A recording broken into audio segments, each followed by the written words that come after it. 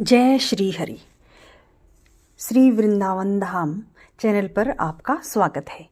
तो हम करेंगे आज श्रीमद् भगवत गीता के पहले अध्याय का महात्म्य, उसका हम श्रवण करेंगे। एक समय पार्वती ने पूछा, हे महादेव जी, किस ज्ञान के बल से आपको संसार के लोग शिव शंकर कहकर पूजते हैं? मृगछाला ओढ़े, अंगों में शमशानों की विभूति लगाए, गले में सर्प तथा मुंडों की माला पहने रहे हो। इनमें तो कोई पवित्र नहीं, फिर आप किस ज्ञान से पवित्र हो? वह ज्ञान करके कहिए। श्री महादेव जी बोले, हे प्रिय, सुनो, गीता का ज्ञान हृदय में धारण करने से मैं पवित्र हूँ और उस ज्ञान से मुझे बाहर के कर्म व्याप्त नहीं। तब पार्वती ने कहा, हे भगवान, जिस गीता ज्ञान की आप ऐसी स्तुति करते हैं, उसके श्रवण करने से कोई कृतार्थ भी हुआ है? तब महादेव जी ने कहा, इस ज्ञान को सुनकर बहुत जीव कृतार्थ हुए हैं और आगे भी होंगे। मैं तुमको एक पुरातन कथा सुनाता हूँ, तुम श्रवण करो। एक समय पाताल लोक में शेषनाग की सैया पर श्री नारायण जी नैन मूंद कर अपने आनंद में मग्न थे। उस समय भगवान के चरण दबाती हुई श्री लक्ष्मी जी ने पूछा, हे प्रभु, निद्रा और आलस्य उन पुरुषों को व्यापता है जो जीव तामसी हैं। फिर आप तो तीनों गुणों से अतीत हो। आप जो नेत्र मूंद रहे हो, यह मुझको बड़ा आश्चर्य है।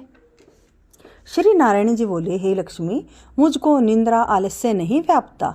एक शब्द रूप जो भगवत गीता है, उसमें जो ज्ञान है, उसके आनंद में मैं मग्न रहता हूँ। जैसे 24 अवतार मेरे आकार रूप हैं, तैसे यह गीता शब्द रूप अवतार है।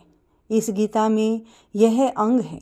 5 अध्याय मेरा मुख है, 5 अध्याय मेरी भुजा है, 11वां अध्याय मेरा हृदय और मन है, 16वां अध्याय मेरा उदर है, 17वां अध्याय मेरी जंघा है, 18वां अध्याय मेरे चरण हैं। सब गीता के श्लोक हैं जो मेरी नाड़ियां हैं, और जो गीता के अक्षर हैं सो मेरे रोम हैं। ऐसा जो शब्द रूपी गीता ज्ञान है, जिसके अर्थ में हृदय में विचारता हूँ और बहुत आनंद को प्राप्त होता हूँ। श्री नारायण जी ने कहा, हे लक्ष्मी, गीता ज्ञान को सुनकर बहुत जीव कृतार्थ हुए हैं, सो तुम सुनो। शूद्र वर्ण एक प्राणी था जो चांडालों के कर्म करता था और तेल लवण का व्यापार करता था। उसने बकरी पाली। एक दिन वह बकरी चराने को वन में गया और वृक्षों के पत्ते तोड़ने लगा। वहां सर्प ने उसे डस लिया, जिससे तत्काल उसके प्राण निकल गए। मरकर उसने बहुत नरक भोगे। फिर बैल का जन्म पाया। उस बैल को भिक्षुक ने मोल ले लिया। वह भिक्षुक उस पर चढ़कर सारा दिन भिक्षा मांगता फिरे। जो कुछ भिक्षा मांग कर लावे, वह कुटुंब के साथ मिलकर खावे। वह बैल सारी रात द्वार पर बंधा रहा, उसके खाने पीने की भी खबर न लेवे। कुछ थोड़ा सा भूसा उसके आगे डाल देवे। जब दिन चढ़े, फिर बैल पर चढ़कर मांगता फिरे। कई दिन गुजर गए तो वह बैल भूख का मारा गिर पड़ा, पर उसके प्राण नहीं छूटे। नगर के लोग देखा करे, कोई तीर्थ का फल दे, कोई व्रत का फल दे, पर उस बैल के प्राण छूटे नहीं। एक दिन गणिका आई। उसने मनुष्यों से पूछा, यह भीड़ कैसी है? तो उन्होंने कहा, इसके प्राण जाते नहीं, अनेक पुण्यों का फल दे रहे हैं, तो भी उसकी मुक्ति नहीं है। तो जब गणिका ने कहा, मैंने जो किया है उसका फल इस बल को के निमित्त हो जाए, इतना कहते ही बैल की मुक्ति हुई। तब बैल ने एक ब्राह्मण के घर जन्म लिया। पिता ने इसका नाम सुशर्मा रखा। जब बड़ा हुआ तो पिता ने इसको पढ़ाया। तब उसको पिछले जन्म की सूझ रही थी। इसने एक दिन मन में विचार किया, जिस गणिका ने मुझे बैल की योनि से छुड़ाया था, उसका दर्शन करूं।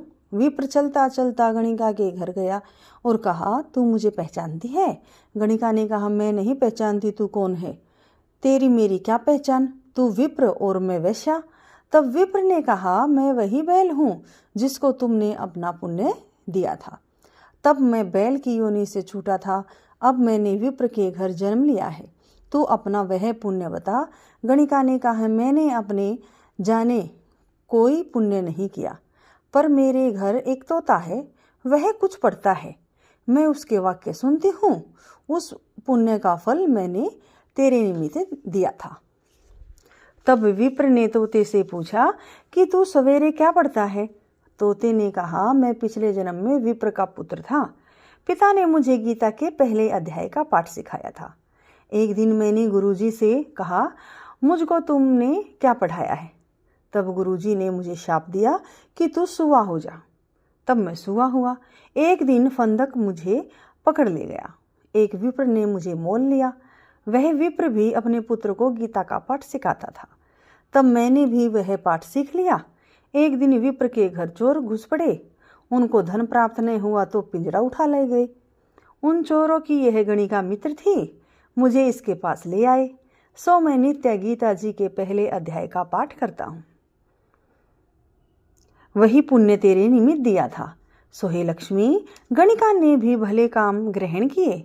नित्य प्रति स्नान करे और गीता के पहले अध्याय का पाठ करे, इससे उसकी मुक्ति हुई। श्री नारायण ने कहा, लक्ष्मी, जो कोई अनजान कर भी गीता का पाठ करे या श्रवण करे, उसको भी मुक्ति मिलेगी।